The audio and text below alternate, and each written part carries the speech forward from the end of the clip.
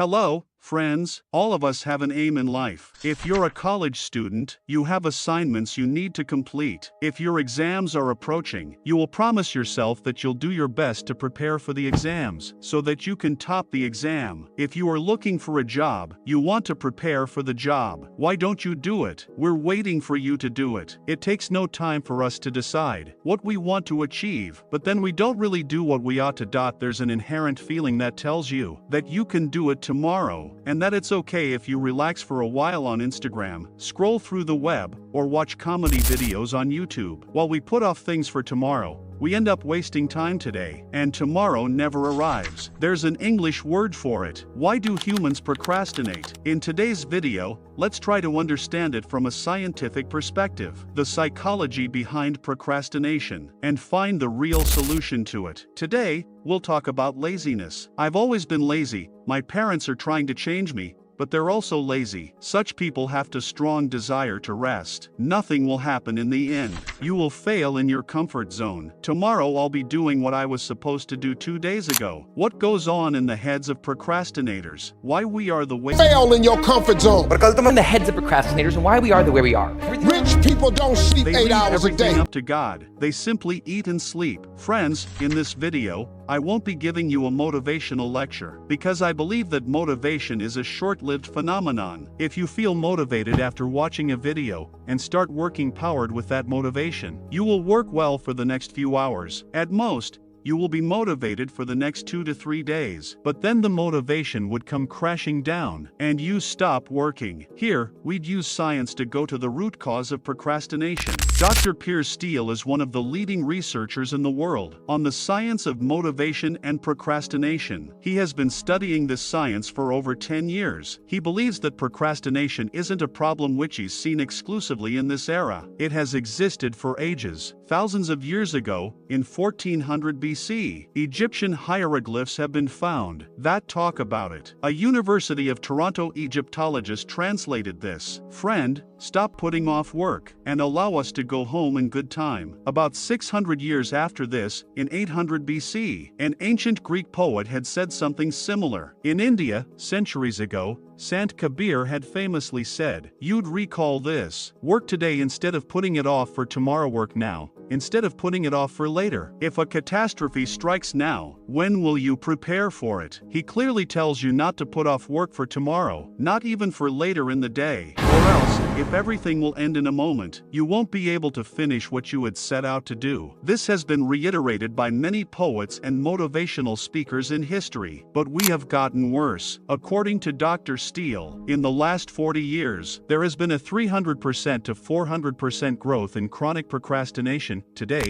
half the population in the world procrastinates. They procrastinate frequently. But why do we do so? We need to dig deeper. Think about the things you procrastinate doing. When you have to prepare for an exam or for a job interview, you procrastinate. But have you ever procrastinated while scrolling on Instagram or while watching a comedy video on YouTube? Nope. We procrastinate if it is an office project or for exercising, or if it is something emotional, we'll procrastinate. When I need to say something important, when I have to keep a promise, when I have to reach out to someone, when I have to reconnect with someone, I am always late. Basically, we procrastinate when it is something important, something that requires a lot of effort, physical, mental, or emotional effort. We replace that task with something that is easier and more interesting for us, such as browsing on social media or watching a film. Here, deadlines play an important role. If there is a deadline for our task, wherein we need to finish it before the deadline, we procrastinate until we reach the deadline. Suppose we have to make a presentation and submit it tomorrow. Even this morning, you'll feel like procrastinating and scrolling through Instagram, only for 5 minutes before you begin the project. And we're very familiar with how the 5 minutes turn into 1 hour without us finding out. I have talked about that these websites have been designed in a way that, even if you spend a little time on them, it sucks you in, and this little time turns into a long time. But even if you start working 1 hour later, you'll be hungry and start raiding your fridge, so that you can get the energy to study. But after eating, morning, you would want to set the mood to be productive. To do so, you will start watching comedy videos on YouTube. Another hour wasted in it, and you start feeling tired. So you think that it's better to take a shower, get freshen up before starting work. Hours pass by and day turns into night, and then an alarm goes off in your mind. You are left with 12 hours only. You need to finish it somehow. When it is time to sleep, you start making the presentation. You stay awake the whole night and work on it till the last minute. Several studies have been conducted on college students, such as the study by Ellis and Naus in 1977, or by O'Brien in 2002. According to these, approximately 80% to 90% of college students procrastinate, but in college at least, we're given a deadline, so that somehow or the other we complete our work by the end moment. But what happens when there are no deadlines? Friends, in such cases, the procrastination may continue infinitely. There is no end to procrastination. Wasting time in college meant that you don't get good marks, or you may not get a good job. These aren't crucial, but procrastinating later in life would mean that your life may be full of regrets. If you had a dream of trying your hand at filmmaking, to quit your job and become a filmmaker, but you never actually try to make it happen, you would have heard elders say something like, they wanted to become great at something when they were younger, and that they couldn't do it because of circumstances. They say that they used to have big dreams. Often, they blame the circumstances, but they know that they didn't try. They are now stuck with a permanent what-if feeling. To procrastinate on fitness and exercising means you will eventually gain weight. Nothing major. If you start eating healthy and start exercising, within a few months or years, you can lose weight once again, but if you continue procrastinating for years, one day it will come as a shock that you have diabetes, or you'd be told that you need to put in a stunt in your heart. Some people don't even get this chance. They get sudden heart strokes and lose their lives. Apart from this,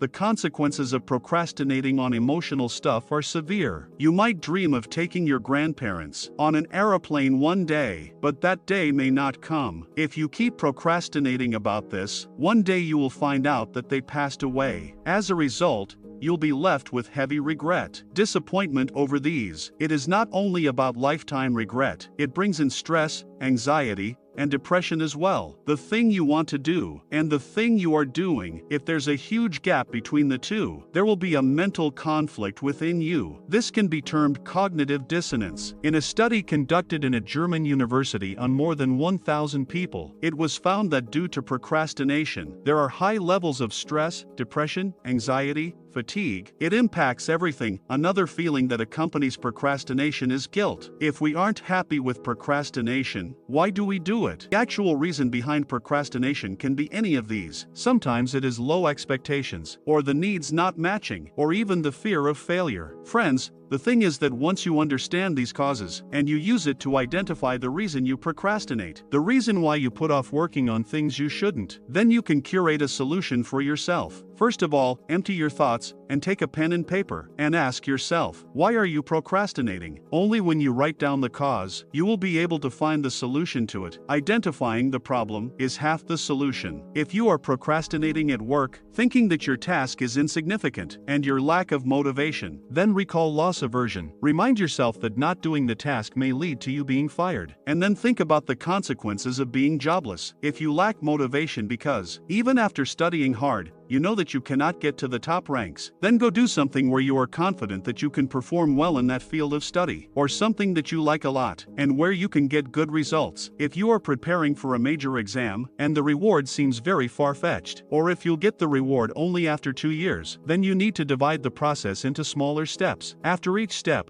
give yourself a small reward, so that you can get some instant gratification. If you are scared about taking an important decision, if you are afraid of failing, remember that not trying is worse than failing. We are scared of failure, because we have so much ego. We are scared that if we fail, what would the others say? If I wanted to be a filmmaker, and went to Mumbai but couldn't become one, what would my friends say? You went to Mumbai to be a filmmaker, but you couldn't be one. I had warned you against leaving your job, but you didn't listen to me. Many people are scared scared of such statements. For this, we need to understand that our ego is the most useless thing in life if we are absorbed with what others say about us. If we keep building our life based on the expectations of other people, we will regret it later. I had talked about regrets earlier in this video. About the regrets people have to deal with later in their lives. Remember, you too might have to face those. In 1995, Gilovich and Medvec came up with the temporal theory of regret. According to this theory, actions may produce greater regret in the short term if you do something now. You may end up doing something that you will regret in the short term, but not doing something will give you more regret in the long term. If you quit your job and follow your dream, and then fail, you will regret it less than if you had never left your job. The last obstacle between procrastination and you are the distractions, social media, your phone. This is the last thing I am talking about, because if the other reasons and obstacles to motivation I told you about, but inaction will generate more regret in the long or you end.